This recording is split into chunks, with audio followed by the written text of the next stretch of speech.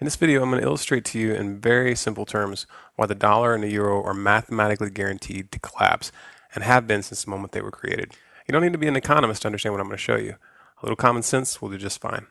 The dollar and the euro are debt-based currencies created by the Federal Reserve and the European Central Bank.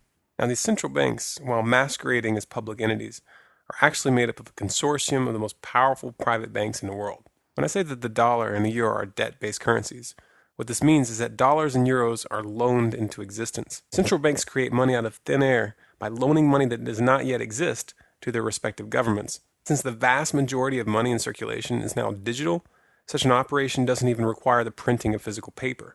Money and the debt that accompanies it is simply typed into existence.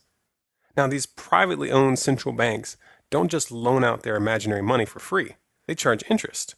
But the money to pay back that interest doesn't yet exist in the system. Since all money is created this way, there's always more total debt plus interest to be paid back than there is money. This forces governments to constantly return to those banks for more loans, which create more money and interest. This is obviously a Ponzi scheme, and like all Ponzi schemes, it can only work for so long.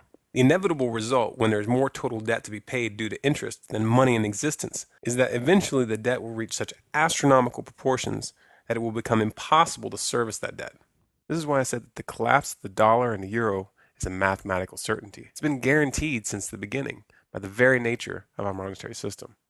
You might ask yourself why anybody in their right mind would set up a system like this that's guaranteed to fail. Well, the answer is simple. For the same reason that any criminal sets up a Ponzi scheme.